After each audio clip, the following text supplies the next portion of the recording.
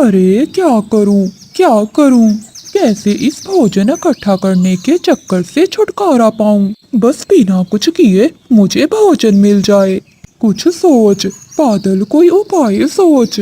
बादल कौवा घर में बैठा ऐसा सोच रहा था। तभी चिड़िया, कबूतर और तोता वहाँ आ जाते हैं। चलो बादल भैया, भोजन लेने चलें। उन तीनों को देखकर बादल कौवा जोर जोर से चिल्लाने लगता है। हाय, मेरी आंखें, मुझे कुछ दिखाई क्यों नहीं दे रहा? क्या मैं अंधा हो गया हूँ? क्या हुआ बादल, क्यों इतना चिल्ला रहे हो? चीकू, मुझे कुछ भी दिखाई नहीं दे रहा। लेकिन अचानक तुम्हें दिखना कैसे बंद हो गया? क्या तुम्हारी आंखों में कोई चोट आई है? नहीं नहीं, मुझे कोई चोट तो नहीं लगी, लेकिन मुझे कुछ दिखाई नहीं दे रहा। अरे रे, मेरी आंखें, अब मैं भोजन ढूंढने कैसे जाऊंगा? शांत हो जाओ बादल भैया, आपको भोजन खोजने जाने की कोई जरूरत नहीं है। हम तुम्हारे लिए भोजन ले आएंगे। नहीं नहीं, मुझे भी तुम्हारी तरह मेहनत करके खाना है, मुफ्त में नहीं। मैं भला मुफ्त में कैसे खा सकता हूँ? तो ठीक है बादल भैया, आप ऐसा करो, हमारे पेड़ पर हमारे घोंसलों की रक्षा करो, क्योंकि हमारे घोंसले में अंडे हैं। लेकिन चिड़िया बहन, ये कौवा हमारे अंडों की रक्षा कैसे करेगा? इसे तो कुछ भी दिखाई नहीं दे रहा। हाँ चिड़िया, भला ये हमारे घोंसलों की कैसे रक्षा करेगा और सांप से कैसे बचाएगा हमारे अंडों को? हमें तो पता है कि बादल भैया को कुछ भी दिखाई नहीं दे रहा, लेकिन उस जालिम सांप को ये थोड़ी ना मालूम है। उसे बैठे हुए देखकर सांप वहाँ नहीं आएगा। ठीक है चिड़िया बहन, अगर मुझे ये काम दोगे तो मुझे बहुत अच्छा लगेगा। ऐसे लगेगा कि मैंने मेहनत करके दाना खाया है। इस तरह सभी पक्षी वहाँ से चले जाते हैं, लेकिन वो जालिम सांप बाहर बैठा सब कुछ सुन रहा था। बहुत मजा आ जाएगा। भला ये अंधा कौवा क्या अंडों की रक्षा कर पाएगा? मैं धीरे धीरे सरकते हुए सारे अंडों को खा जाऊंगा और उस अंधे कौवे को पता भी नहीं चलेगा। जब बादल कौवा पक्षियों के घोंसलों के पास बैठा हुआ था, तो सांप चुपके से वहाँ आ जाता है।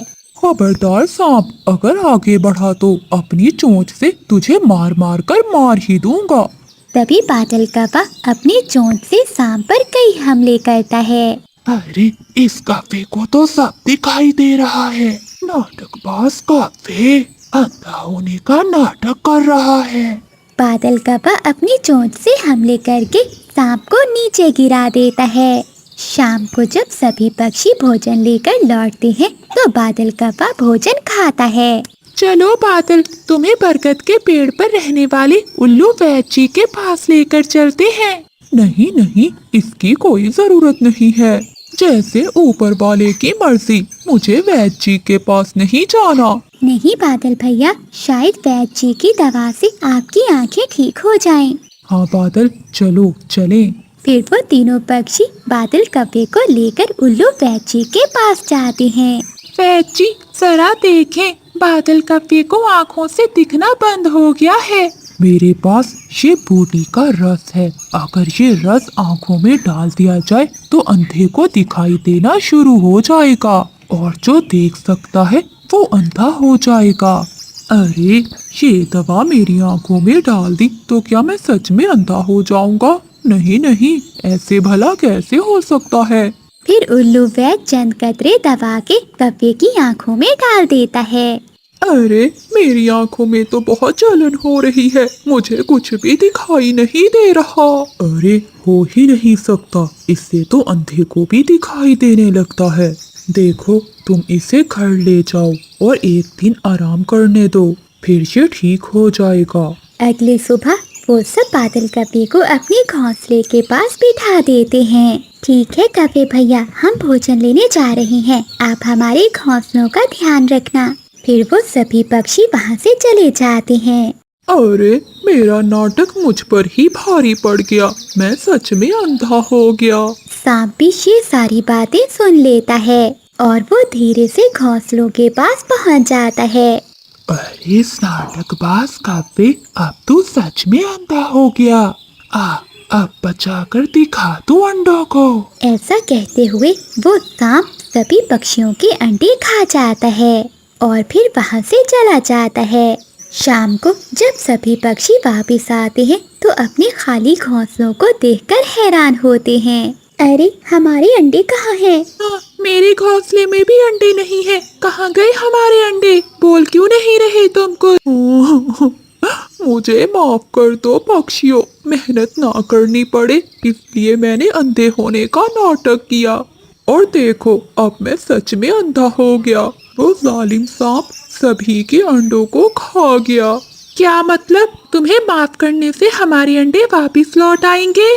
तुम्हारा नाटक हमें कितना महंगा पड़ा है, क्या तुम्हें इस बात का अंदाजा है? नहीं कपे, तुम्हें इसकी माफी नहीं मिलेगी बल्कि तुम्हें इसकी सजा मिलेगी, सजा। फिर वो सभी पक्षी कपे पर हमला करते हैं जिससे कप्पा घायल होकर पेड़ से नीचे गिर जाता है। वो पेड़ के नीचे ही पड़ा हुआ था। तभी रात में उसका मामा आता है। अरे भांजे, ये तेरी हालत किसने की? किसने तुझे मारा? कुछ नहीं मामा जी, मेरी इस हालत का मैं खुद ही जिम्मेदार हूँ। इस तरह कहकर वो सारी बात अपने मामा जी को बता देता है। भांजे, ये तुमने अच्छा नहीं किया। तुम्हें सभी पक्षियों से माफी मांगनी होगी। चलो पहले मैं तुम्हें वैद्य जी के पास लेकर चलूं। फिर बादल कपे का मामा उसे वैद्य जी के पास ले जाता है। वैद्य जी कपे की आंखों में फिर से दवा डालते हैं। इस बार कपा देखने लगता है। मामा जी, मुझे सब दिखाई देने लग गया है। वैद्य जी, आपका बहुत बहुत धन्यवाद। फिर बादल कपा और उसका मामा अगले दिन सभी पक्षियों के पास जाते हैं। पक्षियों, बादल को माफ कर दो, उसको किए की सजा मिल गई है। अब वो कभी ऐसी गलती नहीं करेगा। फिर सभी पक्षी कपे पर दया दिखाते हुए उसे माफ कर देते हैं। फिर वो सभी पक्षी मिलकर रहने लगते हैं और उसके बाद बादल कपे ने कभी आलस नहीं किया। अच्छी सुनते हो? उठो, जाओ मेरे लिए कोई शिकार ढूंढ कर लाओ। मेरे पेट में चूहे दौड़ रहे हैं। अरे सुनहरी, तुम्हारा पेट है या कुआं? अभी पहले तो मैंने तुम्हें एक शिकार लाकर दिया था। क्या वो खाकर भी तुम्हारा पेट नहीं भरा? भोला जी, आपने जो शिकार ला कर दिया था वो तो मैं एक ही निवाले में चट कर गई। और क्या तुम भूल गए कि मैं पेट से हूँ? ऐसे में मुझे ज्यादा भूख लगती है। अब जल्दी से जाओ और मेरे लिए शिकार ढूंढ कर लाओ। अच्छा, जाता हूँ। न चाहते हुए भी भोला चील शिकार के लिए अपने घर से निकल जाता है। बिजली कभी अनाज लेकर अपने घर की ओर जा रही थी। तभी उसे किसी के रोने की आवाज सुनाई देती है। पास में एक घर था जहाँ रोने की आवाजें आ रही थी। बिजली कभी वहीं जाती है। अंदर जाते ही बिजली कभी को एक कबूतरी, उसके 5 बच्चे और घोंसले में एक अंडा दिखाई देता है। अरे क्या हुआ तुझे? इतनी जोर जोर के गला फाड़ कर क्यों रो रही है? क्या नाम है तेरा? मेरा नाम बबली कबूतरी है और ये मेरे 5 बच्चे हैं। मेरे पति अनाज लेने बाहर गए थे, तभी उन्हें एक शिकारी चील ने खा लिया। मैंने आज ही ये अंडा दिया है। अब मैं अकेली इन बच्चों को और इस अंडे को नहीं पाल सकती। बबली बहन, पहले तुम रोना बंद करो। अब होनी को कौन टाल सकता है? अब तुम्हें ही इस अंडे और बच्चों का ख्याल रखना पड़ेगा। नहीं नहीं, मैं पहले ही इन 5 बच्चों को बहुत मुश्किल से संभाल रही हूँ। अब मैं इस अंडे का बोझ और नहीं संभाल सकती। मैं इस अंडे को इसी घर में छोड़कर अपने बच्चों को लेकर यहाँ से जा रही हूँ।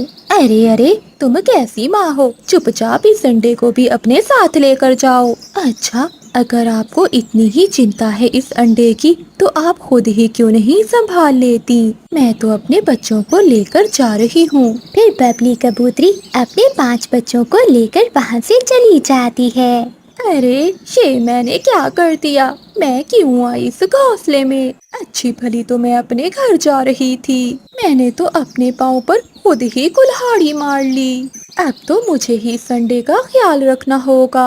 भोला चील शिकार की तलाश में उसी घोंसले के पास से गुजर रहा था। तभी तेज बारिश शुरू हो जाती है। अरे ये बारिश कहाँ से शुरू हो गई? अब मुझे कहीं रुकना होगा। अरे ये क्या, मुझे तो यहाँ से किसी ताजे अंडे की खुशबू आ रही है। तभी वो चील घोंसले के अंदर चला जाता है। अरे वाह, ये तो बहुत अच्छा हो गया। अंडा भी मिल गया और शिकार भी। मुझे भी बहुत भूख लगी हुई है। पहले मैं ये अंडा खा लेता हूँ और बाद में इस कॉफी को मारकर अपनी पत्नी को दूंगा। चील भैया, आप इस अंडे को ना खाना। ये कोई साधारण अंडा नहीं है, ये तो एक जादुई अंडा है। जादुई अंडा? वो कैसे? अगर आप रात होने का इंतजार करोगे तो आपको एक की बजाय 2 अंडे मिलेंगे। 2 अंडे? वो कैसे? मैंने कहा ना चील भैया कि ये जादुई अंडा है। हर रात को ये अंडा अपने जादू से एक और अंडा बना देता है, इसलिए मैं तो हर रोज यहाँ आकर दूसरे अंडे को ले जाती हूँ। कॉफी, क्या तुम मुझे पागल समझती हो? ये सब झूठ है। नहीं नहीं चील भैया, मैं सच कह रही हूँ। अगर रात होने तक आपको 2 अंडे ना मिले तो आप मुझे खा लेना। फिर भोला चील बिजली कॉफी की बातों में आ जाता है। ठीक है कॉफी, अगर रात होने पर 2 अंडे ना हुए तो तुम्हारी खैर नहीं है। अभी तो मैं जा रहा हूँ, लेकिन हाँ, रात को मैं जरूर लौटूंगा। ऐसा कहते हुए भोला चील दरवाजा बाहर से बंद करके किसी और शिकार के लिए चला जाता है। लो जी, एक मुसीबत से निकली नहीं, दूसरी मुसीबत मेरे सर पर आकर बैठ गई। अपनी जान बचाने के लिए चील से झूठ तो बोल लिया, अब मैं दूसरा अंडा कहाँ से लाऊंगी? अब तो मैं बाहर भी नहीं जा सकती। मुझे तो लग रहा है कि सुबह मैं नहीं देख पाऊंगी। हे ऊपर वाले, बचा ले मुझे। बिजली कॉफी बैठी ऐसे सोच रही थी कि तभी दरवाजा खुलता है और मानो चिड़िया अंदर आती है। अरे बिजली बहन, आप यहाँ कैसे? और ये अंडा किसका है? फिर बिजली कॉफी सारी बात मानो चिड़िया को बताती है। मेरी छोड़ो मानो, तुम यहाँ क्या करने आई हो? बिजली बहन, मैं अनाज की खोज में बाहर आई थी, तभी अचानक बारिश शुरू हो गई। मेरे पेट पे बहुत दर्द हो रहा था। मैं अंडा देने वाली हूँ। चिड़िया, तुमने यहाँ आकर बहुत बड़ी गलती कर दी। जब तक तुम अंडा दोगी तो वो भोला चील यहाँ आ जाएगा। इस अंडे के साथ साथ वो तुम्हारा अंडा भी ले जाएगा। मानो, चील के आने से पहले हम ये अंडा लेकर यहाँ से चलते हैं। मेरा घर पास में ही है। वो दोनों ही घर से बाहर आती हैं तो देखती हैं सामने पेड़ पर वो चील बैठा हुआ है। बिजली बहन, लगता है ये वही चील है जिसके बारे में आपने मुझे बताया है। शायद ये रात होने का इंतजार कर रहा है। अगर हम दोनों अभी यहाँ से बाहर निकली तो ये हमें अभी खा जाएगा। हमें अभी यहीं रुकना होगा।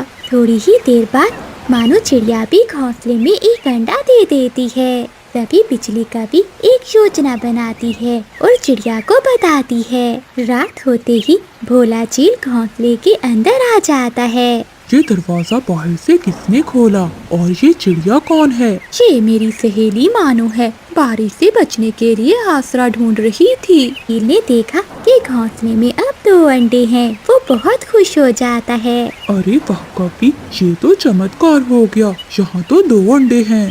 हाँ हाँ, मैंने कहा था ना, मैं कभी झूठ नहीं बोलती। अब मैं जाऊँ यहाँ से? हाँ हाँ, तुम जा सकती हो, लेकिन मैं चिड़िया को नहीं जाने दूंगा। इन अंडों के साथ साथ मैं इसे भी खा जाऊंगा। हाँ हाँ चील भैया, वैसे भी ये मेरी कोई रिश्तेदार नहीं है, मैं तो जा रही हूँ। फिर बिजली का भी घर से निकलती है और वो बाहर पेड़ के पीछे छुपकर बैठ जाती है। अरे अरे रुकिए चील भाई, आप इन अंडों को मत खाइए। तुम्हारी हिम्मत कैसे हुई मुझे रोकने की? देखिए चील भैया, अगर आप ये 2 अंडे खा लेंगे तो सुबह क्या खाएंगे? ये तो जादुई अंडे हैं, सुबह यहाँ 4 अंडे हो जाएंगे। हाँ चिड़िया, ये तो मैंने सोचा ही नहीं। तुम्हारा दिमाग तो उस काली कभी से भी ज्यादा चलता है। अब मैं चलता हूँ, तुम इन अंडों का ख्याल रखना, मैं सुबह आऊँगा। फिर भोला चील वहाँ से चला जाता है। थोड़ी देर बाद बिजली का भी वापिस आती है। देखा ना चिड़िया, बच गया तुम्हारा अंडा। मुझे पता था वो एक बुद्धू चील है। चलिए बिजली बहन, इससे पहले कि वो चील यहाँ आ जाए, वो दोनों अंडे उठाकर वापिस जाने ही वाली थी कि फिर से तेज बारिश शुरू हो जाती है। वो दोनों चिंता में बैठी हुई थी। भोला चील की पत्नी सुनहरी चील तेज बारिश में उड़ते उड़ते उस घोंसले के पास आ जाती है। अरे ये क्या हो रहा है? मुझे लगता है मैं अंडे देने वाली हूँ। तभी सुनहरी चील उस घर में चली जाती है। चील को देखकर मानो चिड़िया और बिजली का भी डर जाती हैं। चिड़िया बहन, लगता है हमारा अंतिम समय आ गया है। अरे पक्षियों, डरो नहीं, मैं तुम्हें कुछ नहीं कहने वाली। मैं तो अंडे देने वाली थी, बस इसीलिए यहाँ आ गई। थोड़ी ही देर में सुनहरी चील भी तो अंडे दे देती है। रात गुजर जाती है, अगली सुबह हो जाती है। पक्षियों, मुझे बहुत भूख लगी है, मैं कुछ खा कर आती हूँ। तब तक मेरे अंडों का ध्यान रखना। ऐसा कहते हुए सुनहरी चील वहाँ से चली जाती है। सुनहरी चील के जाने के बाद भूरा चील भी वहाँ आ जाता है। अरे वाह, ये अंडे तो सच में जादुई अंडे हैं और ये वाले अंडे तो पहले वाले अंडों से भी बड़े हैं। रुकिए चील भैया, मेरी बात तो सुनिए। नहीं कवि, अब मैं किसी की बात नहीं सुनूंगा। मुझे बहुत भूख लगी हुई है, पहले मैं इन बड़े अंडों को ही खाऊंगा। ऐसा कहते हुए भोला चील उन बड़े अंडों को खा लेता है। वो खा ही रहा था कि पीछे से सुनहरी चील भी आ जाती है। अरे रुको रुको, ये तुमने क्या कर दिया? बेवकूफ कहीं के। क्या हुआ सुनहरी, तुम यहाँ? मूर्ख, ये हमारे अंडे थे। क्या ये तुम क्या कह रही हो? लगता है इन दोनों पक्षियों ने हमें बेवकूफ बनाया है। मैं अभी इन्हें मजा चखाता हूँ। रुको, पहले मैं तुम्हें मजा चखाती हूँ। ऐसा कहते हुए सुनहरी चील भूरे चील को मारने लगती है।